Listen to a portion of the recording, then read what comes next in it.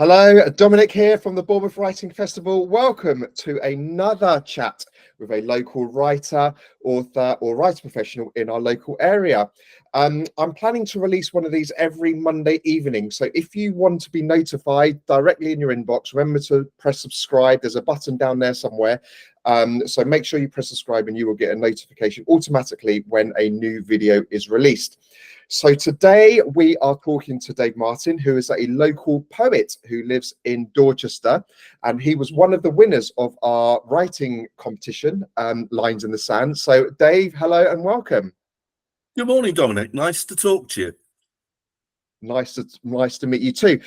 So Dave, you've got a really interesting kind of background and career in education, where you were, you were kind of in all sorts of different areas of within education. You know, your CV kind of runs as long as my arm. You were a chief examiner, you were an Ofsted Inspector, and my favourite of all was a principal scrutineer for history for Ofqual, and I just love that. Principal scrutineer almost sounds like a pirate. So tell us a little bit about your background and then why you and how you moved into writing. Okay. My background was that I left full-time education and became a teacher of history, and I always enjoyed history as something to study, and I enjoyed the reading and writing of it. So I went into history teaching, and my long-term aim was I thought it would be lovely to write the history textbook. And I thought the route to do that would be, one, teaching in the classroom, and two, doing examining work. I had the idea that the chief examiner wrote the textbook. Turned out that wasn't the route in for me. But so I moved from teaching in the classroom to being an advisor, supporting other history teachers. And over the course of my career, that sort of morphed into being a local authority inspector, and then being an Ofsted inspector. And I reached the pinnacle of my local authority career by being made redundant, as happened to lots of people. And so I freelanced in education, and that's why I ended up doing things like being an HMI. I wasn't a full-time HMI. I was sort of employed as an additional one by them. And I carried on doing the examining work and did, set exams, marked exams, the whole range. And I applied for a post with Ofqual, which was the name then of the government quango looking after the curriculum. And they ran scrutinies of examination boards where a team would turn up and look at how it's being operated, make sure it's being run appropriately. And I got the position of principal scrutineer, which, as you say, is a hilarious title, and so I did work around that. Yeah, so that's my route through. So you used all of that knowledge which you built up, in the subjects of history, and you thought, right, I'm going to write non-fiction books for kids. So tell us a little bit about that. Yeah, I always liked historical fiction, and I like the overlap between the two disciplines. I did a wonderful undergraduate course in American history through American literature, where we read things like Uncle Tom's Cabin and The Virginian. So I always thought there was mileage for the two running together. Then I thought, well, I like historical fiction for children. I got involved in that for the Historical Association, and I wanted to write a historical fiction novel, the sort of one I would have wanted to read when I was 11 or 12. And I thought, well, I've been trained to write. I've been trained to write analytical essays for history. I've been trained to write clear, concise materials as textbooks. I've been trained to write reports, but I haven't been trained to write fiction, and I need to investigate it. So I was teaching for the Open University at the time, and one of the perks of that was you could do free courses. So I did creative writing as an undergraduate, and then I did advanced creative writing, which were fab. And I did go on to write a children's historical fiction novel, which I thought was very successful. It ended up being complete to my satisfaction, and I hawked it around publishers for a while without success. So I put it like writers do. I put that one in the cupboard and moved on to something else. And what I moved on to was the poetry. I liked poetry as a school child, and when I got to university, somehow or other, I fell out of love with it. I think we overanalyzed and under-enjoyed.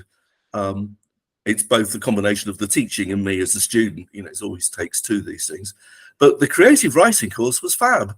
I rediscovered how wonderful poetry was, and therefore wanted to write it again. So I've spent the last sort of, I guess, 10 years writing poetry and not making any money, of course. As a writer of history textbooks for schools, but sold an awful lot of copies, had an awful lot of readers, not necessarily willing ones, and made money. It was about 20% of my income at one stage when I had a couple that were very current. So I just want to go back a few sentences, what you said there, and talk about success. We'll come on to the poetry in a second, but I think there's a spectrum of what success is, you know, and I think through school and through society, I think success leads to, or is the metric for success is money and status. But now you've kind of gone through that process of being, you know, within education and now kind of doing things you enjoy. What is your measure of success? It's a very good question. I mean, money is very useful. Not having it is particularly unpleasant. But to me, in terms of my writing, the success is that I give pleasure to my reader. I managed to get some readers to be my reader, and also that I've got something useful to say. So for me now, success in my writing is I produce a poem which I'm happy with, that I think has value, and that I hope will give pleasure to its reader, and also maybe just make them think about whatever it is I was trying to get at. And you certainly, you won the writing competition that we did in the Bournemouth Writing Festival this year in 2024, and it was a haiku. So tell us a little bit about your entry.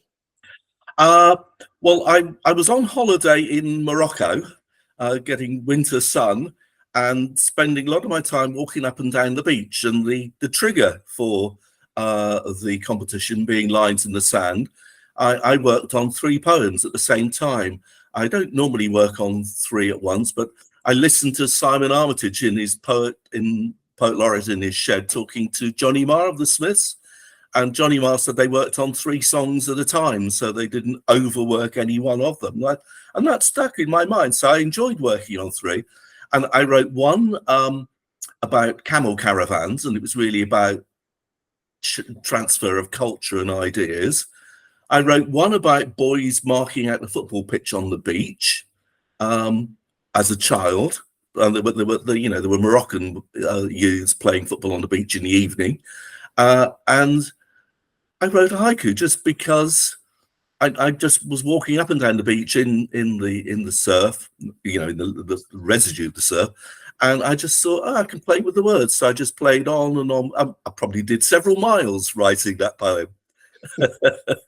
Well, the whole point of that competition was to inspire people to write. So, and the theme was lines in the sand, as you said. So we wanted to get people out, and you literally put your feet in the sand to inspire you to write, which is fantastic. So I want to talk about your poetry now, and the kind of poetry you write, because one of the things that I absolutely love, and you hinted it just a second ago, because I'm a huge football fan as well, but you were the club bard for Torquay Football Club. So how the hell did you get that gig? It was lovely. I went to I was sitting at the Torquay ground watching a game, and I love watching football. I loved playing it when I could, and I love poetry and words. And I thought, well, I could put the 2 of these together.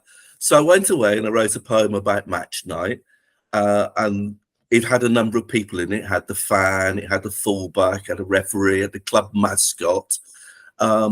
And I thought I'll write a couple more of the people in the poem, tell a bit more of their story. And I took it to Apothecary, which is an open mic night in not in Bournemouth, in Bridport. And I read these 3 poems wearing my football shirt, my Torquay shirt. And they said, oh, you're a rival for Rob Casey. Rob Casey was heavily involved in running it at that time, and he was the bard of Exeter City. And he said, you know what, Dave, why don't you contact Torquay? And so I went away and thought about it, and I thought, yeah, there are so many poems you can write in a football context because all of life is there. So I wrote a few, and I wrote to them at the start of the season, 2018-2019 season, said, would you like some poems? And they said, yeah, which was great. And they actually devoted a whole page of the programme to me, which was fantastic. So I wrote a poem for each home match all the way through the season, which was fun. Sadly, they didn't renew my contract. They let me go at the end of the season. Well, you could have been transferred out to another club, I suppose. But they Yeah. say, don't they, that you write what you know and write what you love. And, you've definitely done that, both in your education, what you know, and what you love football. And that's just brilliant. And I think that's provided a platform for you to expand your poetry into all sorts of things, from lines in the sand to lots of other things, and including being involved with the South Poetry magazine. So why don't you tell us a bit about that and how you got involved? Yeah, South Poetry magazine was the first place that called me a poet. So I sent in a poem which got accepted for an edition, and on the back of South Poetry magazine it says the poets in this edition are, and there was my name. So I thought, yeah, okay, I'm a poet. And I submitted poems over a few years and got some into some of the editions. And I think I have a problem. I can't just do something. I want to help. I might say I might want to, offer my expertise in whatever area.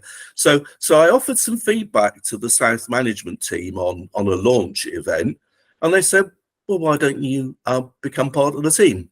And so I thought, yeah, I'd enjoy that, and I have enjoyed it immensely, and went on to become reviews editor. So yeah, it's a very good enterprise, and obviously it's coming to an end now. South 70, which comes out in November, will be the final edition, which is essentially because print magazines have run into the difficulty of escalating print and paper costs and rocketing postage costs, allied with there's plenty of competition out there.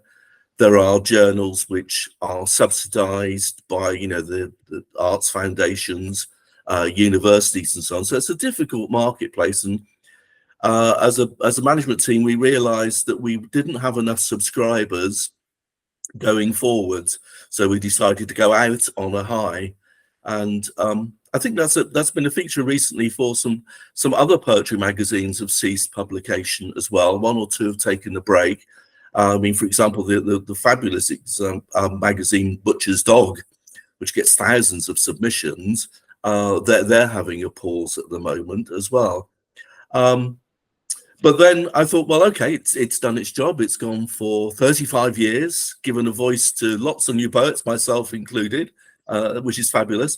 So now I'm looking around and I'm subscribing to another poetry magazine, which is still going, the Frogmore Papers, and I'm looking at one or two others. And I think I might subscribe to Alchemy Spoon, which is a relatively new one, which says it's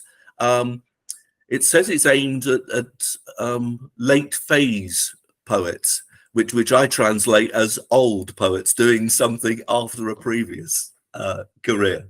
So yeah, so it's been brilliant as an experience to be involved in that.